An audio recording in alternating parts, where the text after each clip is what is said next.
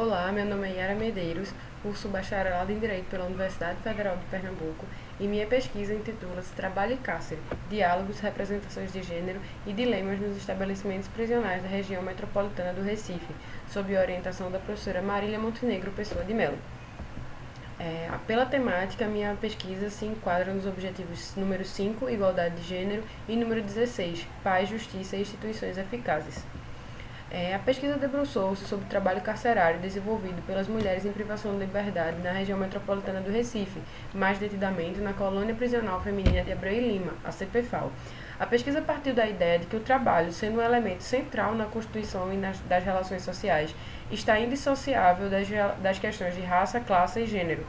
Contradições vislumbradas do Instituto do Trabalho Prisional fizeram questionar a sua utilização como papel fundamental na ressocialização, como, por exemplo, a vedação dos direitos trabalhistas básicos contidos na CLT. Esse trabalho é tratado ora como direito, ora como dever, guardando similitude, portanto, com tipos de trabalho forçado. A utilização de sessões e convênios com a iniciativa privada, a parca remuneração que esse trabalho recebe, quando muito, ele está no patamar de 3/4 do salário mínimo, que é justamente o que a própria lei de execução penal prevê. Além disso, as condições insalubres de trabalho, trabalhos repetitivos e maçantes, a falta de qualificação, o risco iminente de acidentes laborais, justamente pelo distanciamento das normas de saúde, higiene e segurança do trabalho, compõem o cenário do trabalho prisional no Brasil hoje. E é justamente isso, o afastamento do direito fundamental ao trabalho digno, quando analisado pelo viés da teoria social crítica, que fez questionar os ditos ideais ressocializantes da prisão. Eis que não é factível imaginar que um labor precário e extremamente degradante poderá proporcionar meios aptos de reinserção social.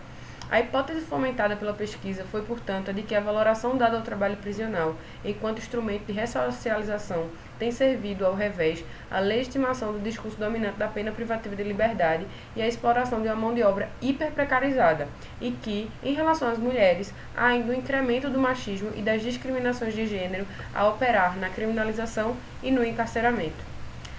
Como objetivo geral, a pesquisa teve de analisar o trabalho carcerário e suas implicações no cotidiano das mulheres na colônia prisional feminina de Abreu e Lima, e a partir dos critérios estabelecidos principalmente na Lei de Execução Penal e na Constituição Federal, verificar como essa categoria atua dentro do encarceramento feminino.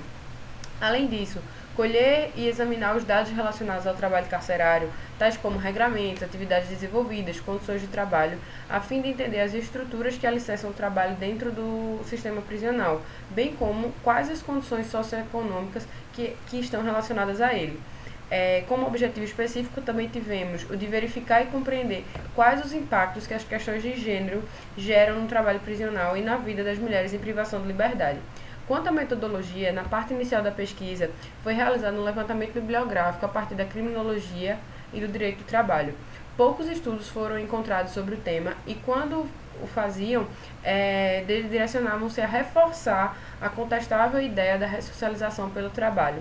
A pesquisa pautou-se também pela análise quanto e qualitativa dos dados sobre o trabalho carcerário realizado na CPFAL e, além disso, com viés descritivo, a partir da observação participante nas visitas à unidade prisional em questão, realizadas antes do período pandêmico, analisou-se em loco o desenvolvimento dessas atividades laborais. Além disso, foram promovidas rodas de conversa com as mulheres em privação de liberdade e manteve-se diálogo com a direção da unidade, o que permitiu uma ampla visão do funcionamento das relações de trabalho lá existentes.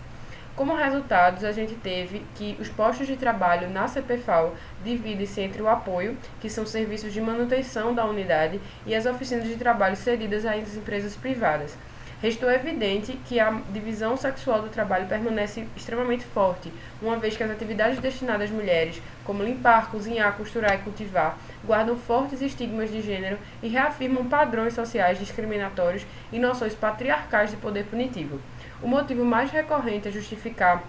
a procura pelas vagas de trabalho foi o comprometimento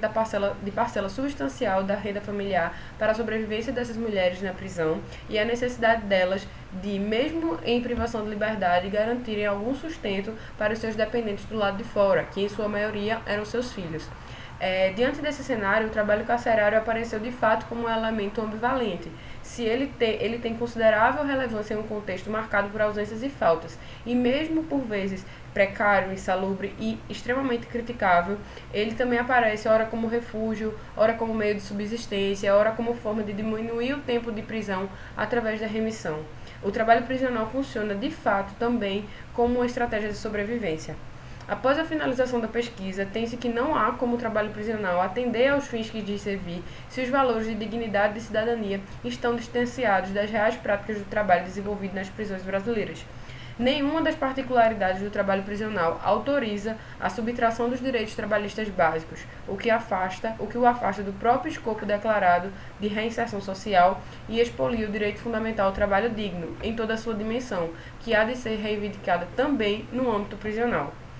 Em agradecimento especial à Universidade Federal de Pernambuco, à Propesc, ao CNPq e à orientadora Marília Montenegro.